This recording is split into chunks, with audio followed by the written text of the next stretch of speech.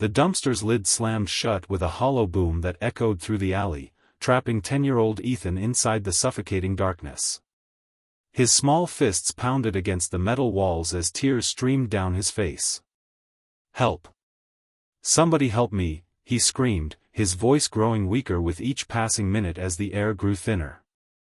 No one heard him, no one except Mariana Lopez, the night janitor who had just finished her shift at the neighboring office building. If you're touched by unexpected moments that change lives forever, hit that like button and subscribe to see more stories that remind us how fate brings people together in the most unexpected ways. Mariana's keys jangled at her side as she trudged toward her rusted Toyota Corolla, her body aching after another 12-hour shift. At 42, her once black hair now streaked with silver, she had spent the last 15 years cleaning offices after losing her teaching job during budget cuts. Life had hardened her, but it hadn't stolen her compassion. The muffled cries might have been missed by anyone else, but Mariana's maternal instincts, honed from raising her own son before losing him to leukemia 5 years ago, caused her to freeze mid-step. She turned toward the dumpster, her brow furrowing. "Hello?" she called out, approaching cautiously. "Is someone there?" The crying momentarily stopped. "Help me. I can't breathe," a child's voice called back, panic evident. Mariana dropped her purse and ran to the dumpster. Despite her petite frame, she somehow found the strength to heave the heavy lid open. Inside, curled among bags of waste and discarded office supplies, was a boy with tear-streaked cheeks and terrified eyes. "Oh my God," she gasped, reaching in without hesitation. "Give me your hand, Niño." Ethan looked up at her as if she were an angel, extending his trembling hand. With surprising strength, Mariana pulled him from the dumpster and set him gently on the ground. "What happened? Who did this to you?" she demanded, kneeling to inspect him for injuries. Between sobs, Ethan explained how the older boys from his private school had forced him into the dumpster as a prank after discovering he was wearing a second-hand uniform. They had laughed as they closed the lid, leaving him trapped in the darkness.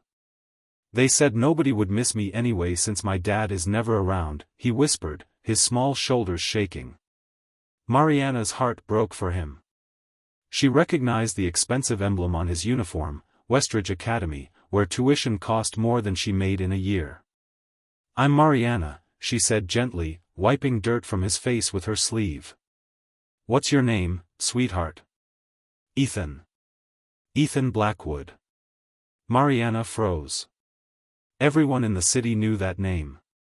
Alexander Blackwood was the CEO of Blackwood Industries, a tech giant that employed thousands, including the company whose offices she cleaned. "Your father is Alexander Blackwood?" she asked, trying to mask her surprise. Ethan nodded, looking down. "He probably hasn't even noticed I'm missing. He's always working." Mariana made a quick decision. "Come on, I'm taking you home." The drive to the Blackwood estate in her 20-year-old Toyota felt surreal. The car sputtered and groaned as they passed through neighborhoods that grew progressively more affluent, until they reached the imposing gates of a mansion that could have housed her entire apartment building. The security guard's eyes widened when he saw Ethan in the passenger seat. 3 hours had passed since the boy had gone missing, and the entire household staff had been searching frantically. As they pulled up to the entrance, the massive front door burst open. Alexander Blackwood himself ran down the steps, his usually immaculate appearance disheveled, his face etched with panic and relief. He yanked open the car door and pulled his son into a fierce embrace. "Ethan. Where were you? I've been out of my mind." His voice broke as he held his son tightly. Mariana watched from her car, a bittersweet smile on her lips. Perhaps the CEO wasn't as absent as his son believed. She was about to drive away when Alexander approached her window. "Please, wait. Who are you? How did you find my son?" Mariana explained what had happened as succinctly as possible, downplaying her role. She didn't mention the bullying or what Ethan had said about his father. Some things were between father and son. Alexander insisted she come inside, despite her protests that she was dirty from work and needed to get home. Within minutes, she found herself seated in a living room larger than her entire apartment, clutching a cup of tea while Ethan was examined by the family doctor. "Ms. Lopez," Alexander said, sitting across from her, "I don't know how to thank you. If you hadn't heard him." His voice trailed off, unable to complete the terrible thought. "Anyone would have done the same," she replied, uncomfortable with his gratitude. "No, they wouldn't have," he said firmly. "Most people would have walked past, assuming it was just the wind or stray animals. You didn't just hear my son, you saved him." For the first time, Mariana really looked at Alexander Blackwood. In person, without the filters of magazine covers or news reports, he seemed both more and less than his public image. His eyes, the same shade of brown as Ethan's, were rimmed with red, and deep lines of exhaustion marked his face. This wasn't just the ruthless billionaire portrayed in the media, this was a frightened father who had almost lost his child. When she finally left, Alexander insisted on having his driver take her home, despite her protests. As she gave her address in the city's poorest district, she felt a flush of shame, imagining the luxury car parked outside her rundown apartment building. "Thank you again, Ms. Lopez," Alexander said, holding the car door for her. "I'm in your debt."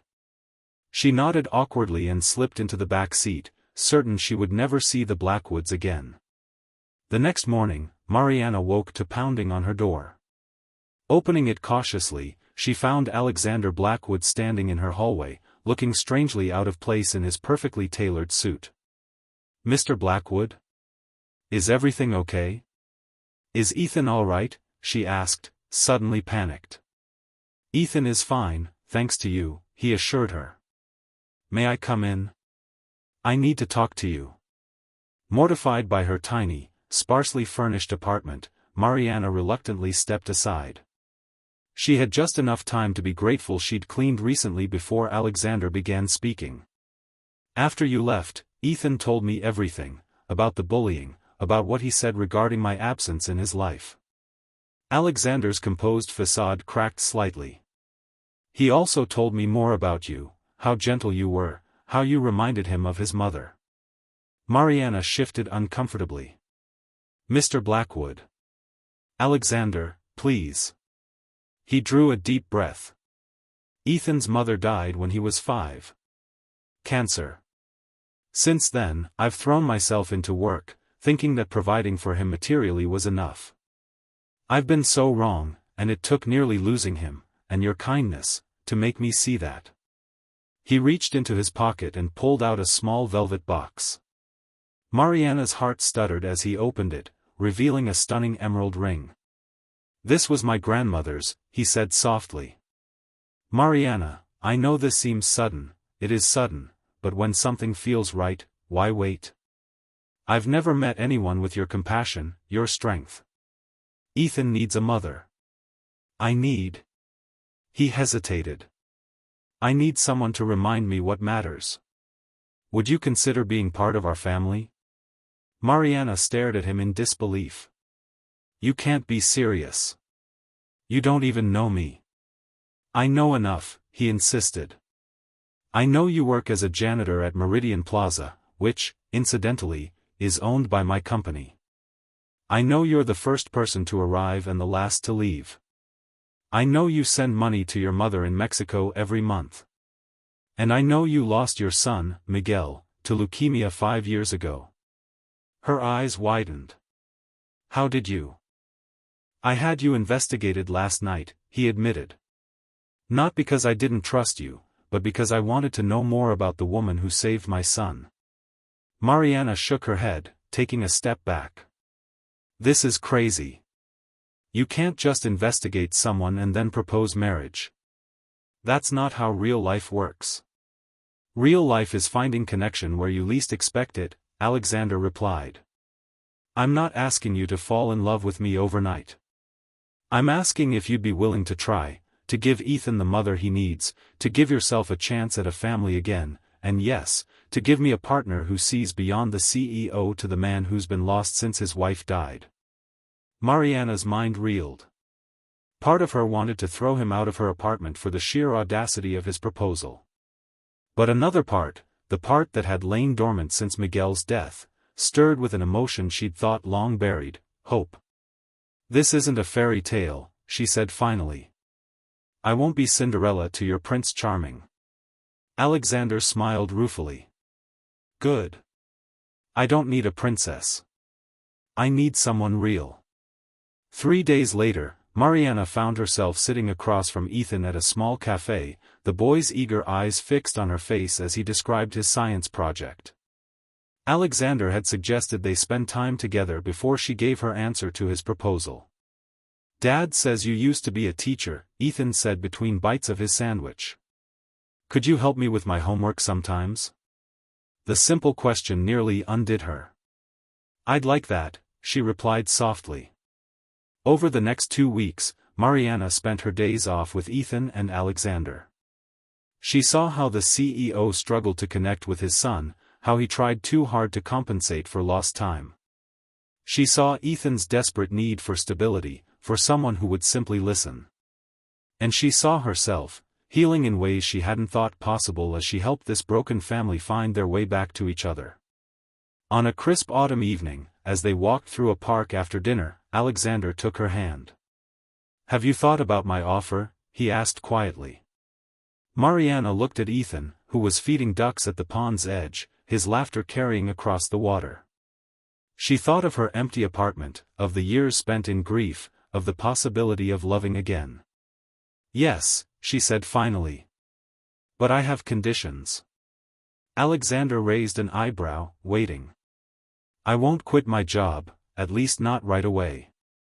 I need my independence. I won't move into your mansion until I'm ready. And we date properly before any wedding. I need to know if there's something real between us beyond gratitude and convenience." His smile was slow and genuine. "Those seem like eminently reasonable terms, Ms. Lopez." 6 months later, Mariana stood in a simple white dress beside Alexander, with Ethan serving as best man. The ceremony was small, just family and close friends, held in the garden where she had first agreed to give this unconventional relationship a chance. As she said her vows, Mariana thought of the strange path that had led her here, from the darkness of loss to the dumpster where a frightened boy's cries had changed everything. Life had no guarantees, she knew. But sometimes, the greatest acts of courage were simply opening your heart again, stepping into the unknown with faith that something beautiful waited on the other side. Later that night, as Alexander slept beside her, Mariana slipped from bed and went to check on Ethan. She found him awake, staring out his window at the stars. "Couldn't sleep?" she asked, sitting beside him.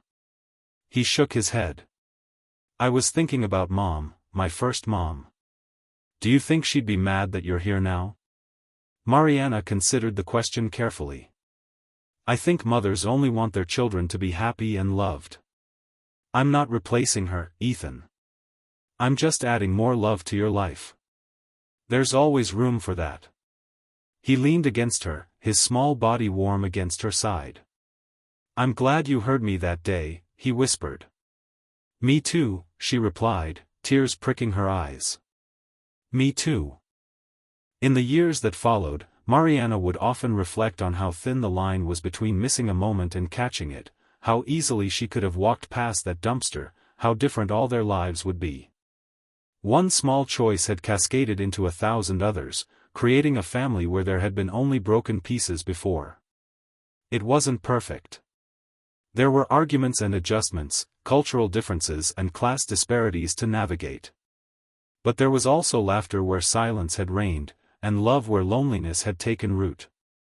Sometimes the most extraordinary journeys begin with simply stopping to listen when others would keep walking.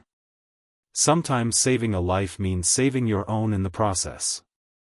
And sometimes, just sometimes, fairy tales do come true, not with magic wands or glass slippers, but with open hearts brave enough to believe in second chances.